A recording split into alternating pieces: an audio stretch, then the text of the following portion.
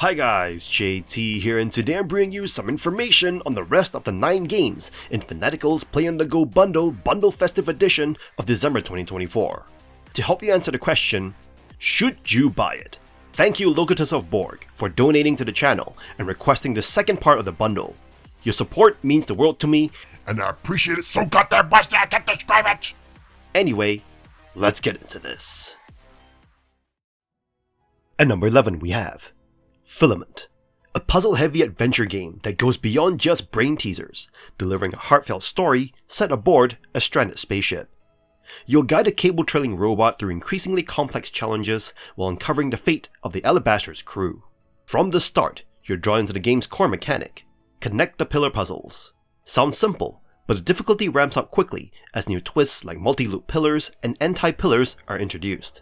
Each puzzle demands careful planning and strategic execution, and while the hint system can help, the challenge is undeniably steep, particularly in the final stretch. What's distinctly unique about Filament is its narrative depth. As you solve puzzles, you'll piece together a captivating story about the Alabaster's 6-person crew. Through beautifully written logs and dialogue, each crew member becomes vividly real, with moments of humor, heartbreak, and camaraderie that make their fate hit hard. The voice acting by Abigail Turner adds an emotional layer, making Juniper's reflections feel personal and genuine. The Alabaster itself is a joy to explore, filled with subtle environmental details that brings its eerie emptiness to life. The soundtrack perfectly complements the setting, haunting, calming, and immersive. However, the game's toughest puzzles and a slightly vague ending may leave you feeling more drained than satisfied. If you enjoy puzzles that push your limits, and stories that tug at your heart, Filament delivers both in spades. Its blend of challenge, charm, and emotional depth makes it a standout experience, worth unraveling. At number 12 we have South of the Circle, a narrative-driven adventure that blurs the line between game and cinematic storytelling. Set in the Cold War era 1960s, you step into the life of Peter, a Cambridge academic, stranded in the Antarctic after a crash. The game weaves between two timelines: Peter's desperate survival in the present and his budding relationship with Clara in the past, all underpinned by socio-political tensions and personal struggles. This is not your typical video game. Instead of fast-paced action or deep interactivity, South of the Circle offers minimal gameplay, focusing on dialogue choices that reflect Peter's emotional responses rather than traditional decisions. You guide him through introspective moments, shaping his reactions and memories in a way that feels more like passive observation than active participation. Visually, the game is stunning, with a minimalist color block art style that creates evocative landscapes and seamless transitions.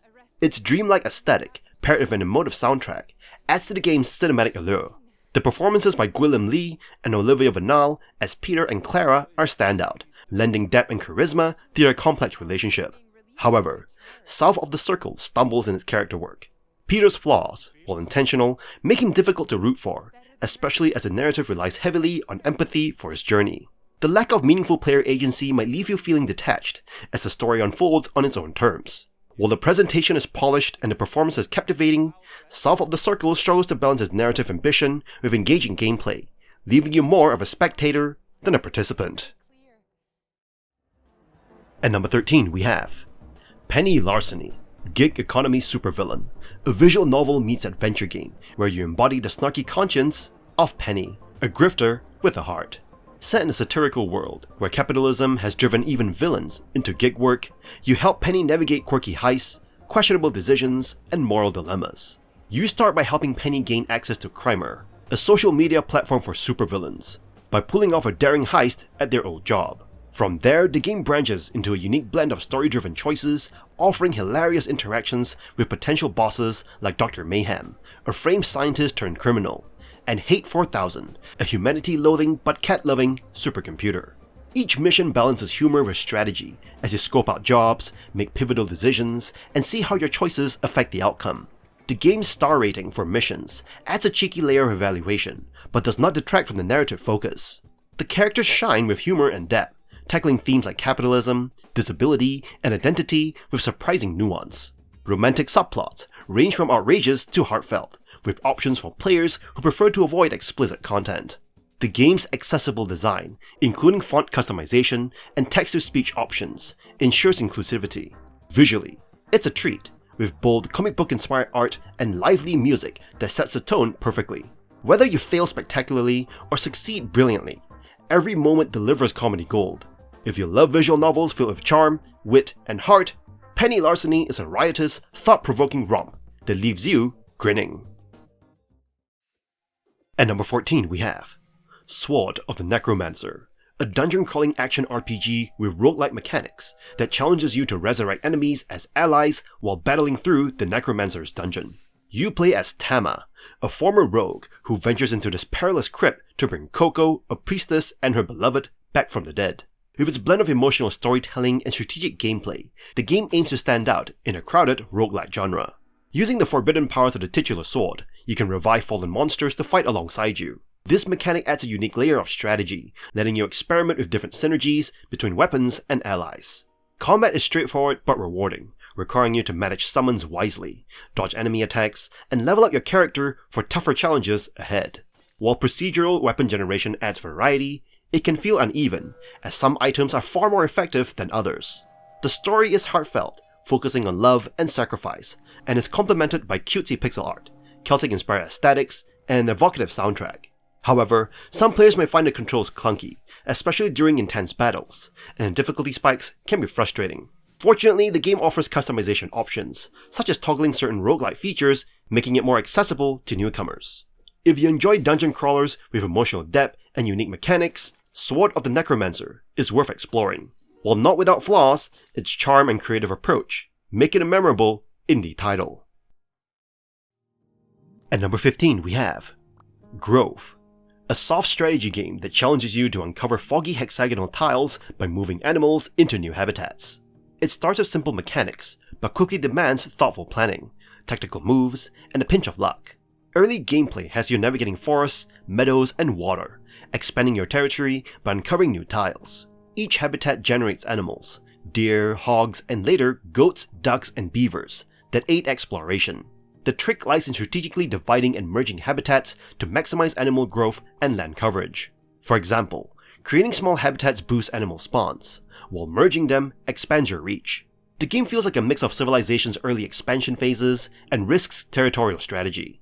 Each new habitat introduces unique mechanics, such as bees that cross water or goats that traverse mountains. However, poorly placed habitats or a few bad moves can quickly spell disaster, as the terrain becomes even more barren over time. What is truly unique is the gradual difficulty ramp. Early boards are forgiving, but by the fourth map, the stakes rise, demanding precision and foresight. Points of interest, like birds or bats, help uncover tricky tiles, adding variety to the otherwise minimalist aesthetic. While the soothing piano soundtrack and randomized maps provide replayability, the lack of seeded levels hampers competitive scoring. Runs typically last 30 to 60 minutes, rewarding conservative play with bold leaps of faith. Once you grasp its nuances, Grove transforms from a cozy pastime into a surprisingly challenging puzzle. If you're up for a relaxing yet engaging challenge, this one is worth exploring. At number 16 we have Behind the Frame, The Finest Scenery, an interactive narrative puzzle game where you guide an aspiring artist as she works on her masterpiece. Along the way, you will solve puzzles, paint, and explore a heartfelt story about creativity, chance, and connection, all set against the stunning hand-animated visuals inspired by Studio Ghibli. The gameplay encourages you to slow down and immerse yourself in its world. As you paint and solve contextual puzzles, you'll uncover an emotional tale woven into the details of the artist's life and her interactions with her brisk neighbor and his mischievous cat. The puzzles are intuitive and rewarding without being overly challenging, letting you focus on the story and ambiance.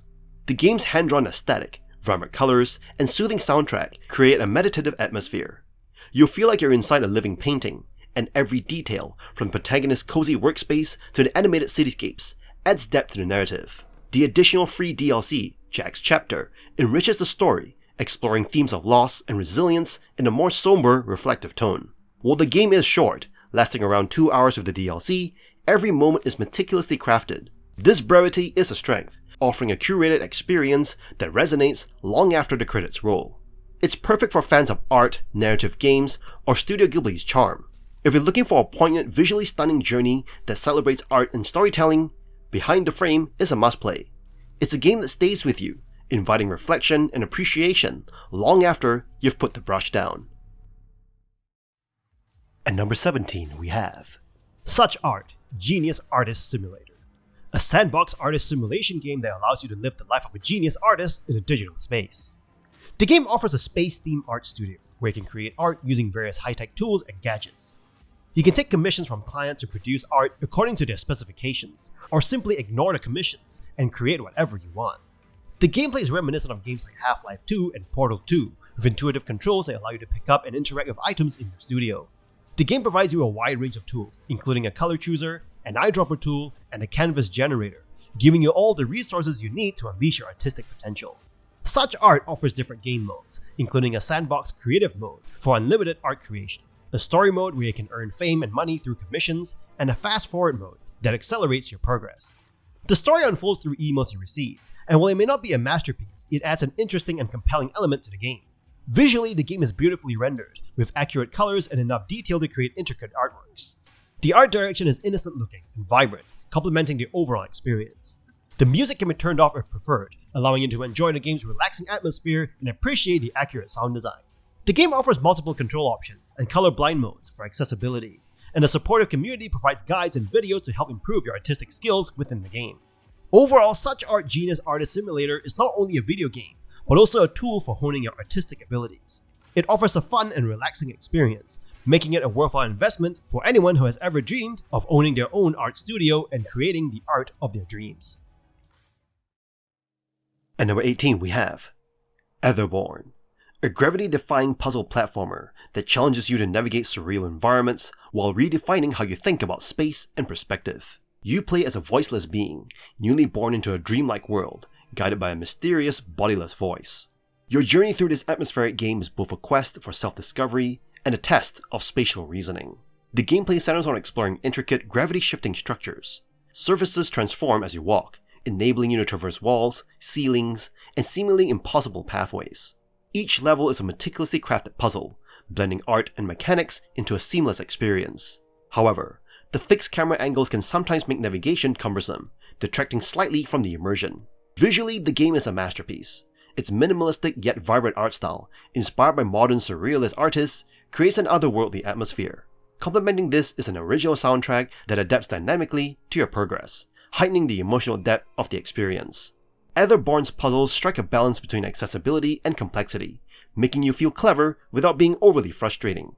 With that said, the game's brevity, completable in a few hours, and the relatively simple puzzles may leave you wanting more. The New Game Plus mode offers a slightly altered replay experience, but does not significantly extend the game's appeal. If you appreciate games that merge art, music, and innovative mechanics, Etherborn is worth exploring, especially in a bundle. While not groundbreaking, it offers a unique and meditative experience that stays with you after the final puzzle. At number 19 we have Dishonored, an action-adventure game emphasizing stealth and player freedom.